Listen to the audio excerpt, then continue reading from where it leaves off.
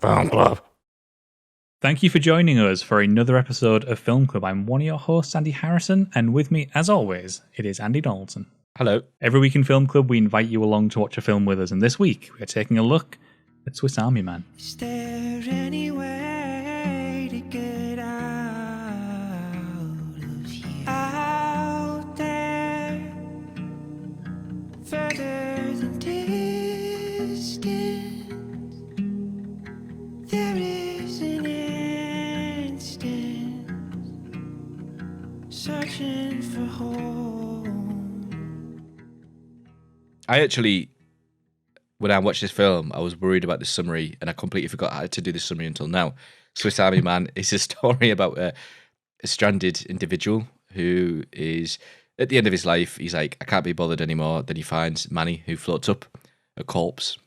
Slowly over time, Manny becomes a bit more animated, talks to the survivor, Hank, sorry.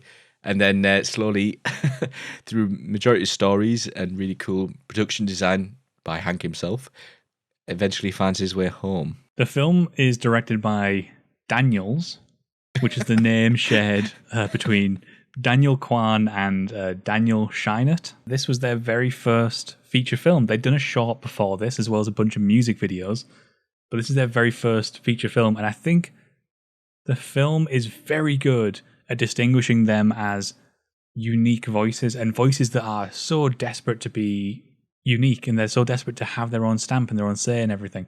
It's such a simple concept. It's such an absurd concept, but it's one that is fundamentally endearing. And I think everybody on board sort of just had fun with it. It screams a film that people just had fun making. Having a little read around of this week after watching it, there's all these little stories of like when all the farts that are recorded, like everybody from the cast and crew contributed a fart. I did not know that. It's all stupid stuff like that. No way. Except, apparently, interesting enough, except for Daniel Radcliffe, apparently did not contribute a fart. Harry Potter's fart. It's fun and it's absurd, but more importantly than all of that, it's also really heartfelt. And 2/3 of the way through, and the final sort of third, it's very earnest and it's very honest, and it's all about self-acceptance, but not in a hokey way at all. In sort of a tongue-in-cheek way, if anything else. It reminded me, I think you mentioned theirs, especially with their debut film, it reminded me a lot of when we reviewed Turbo Kid. That itself was just unusual.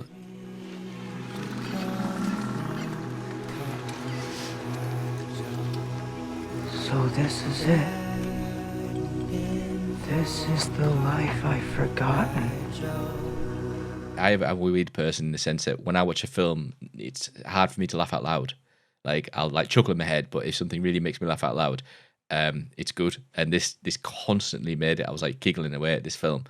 So Manny, who's Daniel Radcliffe plays, the absolute naivety of Manny, not realizing like what he is and what he should be doing, and he's almost like an adult child, who can like kind of his cognitive functions are there, but he doesn't know. He's like absolutely naive about life, like what it is. It's like, I'm dead.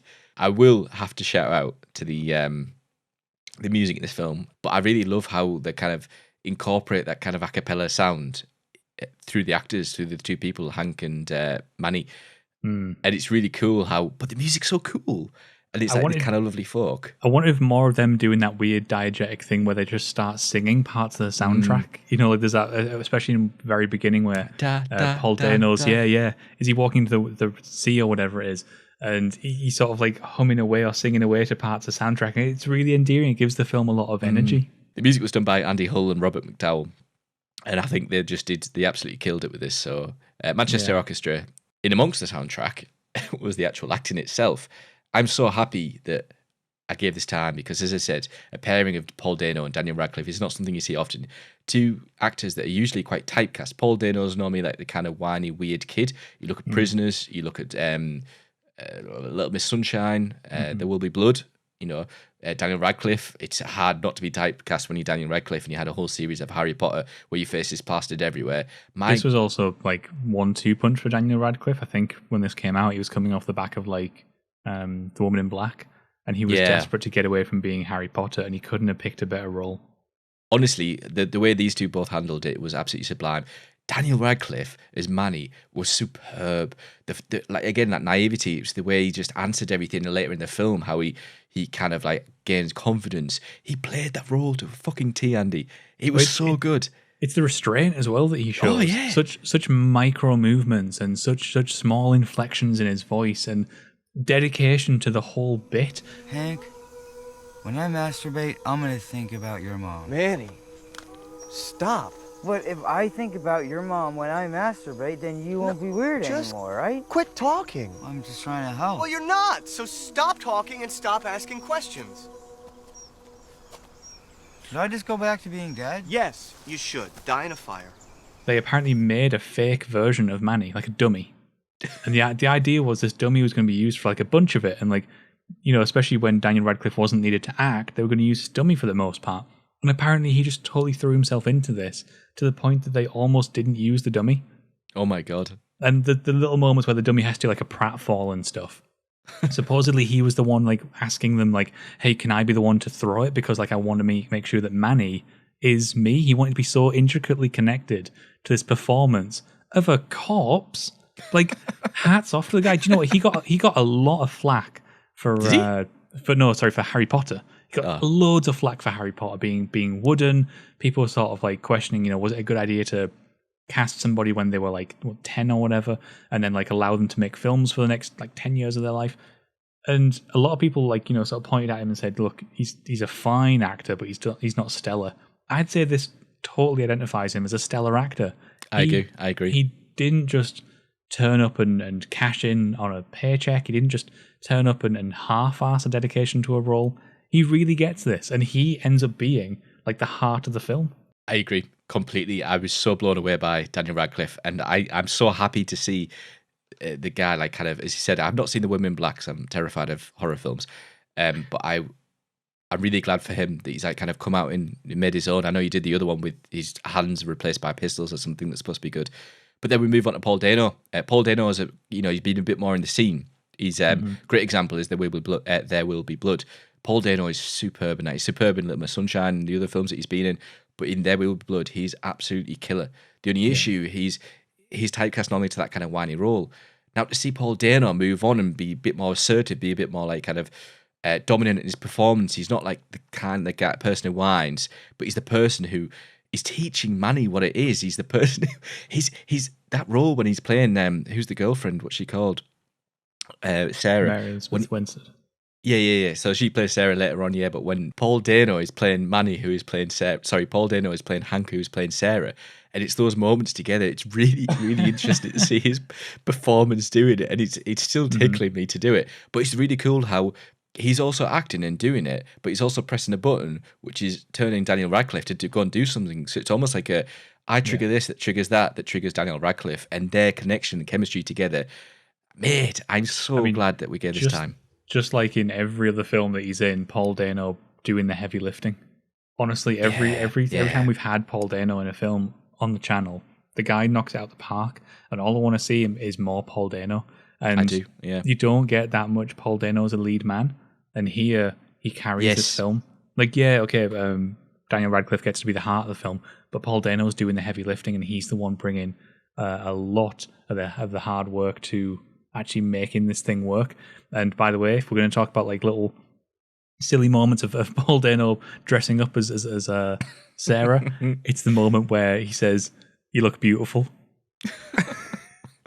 and after being really offended and like feeling really uncomfortable, he suddenly just stops and he goes, "Oh, you think I'm beautiful?" And he looks so flattered.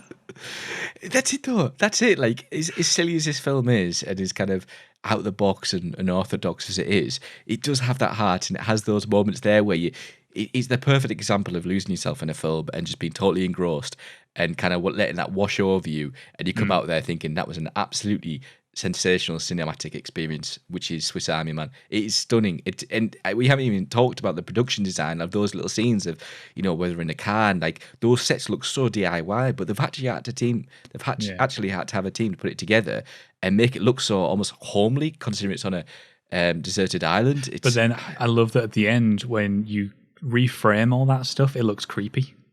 Yeah, I did not expect that twist. Yeah. That was such a good twist. And I was a bit gutted. I was thinking, oh, no, they're getting a happy ending because I thought that was it when they go in the cars and go away and he was a corpse. But then they have that moment at the beach and it was almost like a Manny is Manny, you know, he's not imagination, he's real. And I loved that. I loved everything about this film. And I'm so happy we've done it. Going in with the concept, you know that it's going to be weird. And I can't believe that at the end with that twist and with that him going off into the distance in the sea, like I can't believe that I still at the end of it sat there going, that was weird. Like it managed that level of absurdism in a really charming way. So yeah, I'm in agreement. Absolutely chuffed that we got to see this eventually. Yeah, definitely. So there is Swiss Army Man. You can let us know in the comments below what you thought of Swiss Army Man, or you can hit us up on Twitter as always. But Andy and I are going to be back next week where we're going to break our rules a little bit. We're going to take a look at a very contemporary film with Nomadland. Yeah. Can't wait. So until then, get watching. See ya.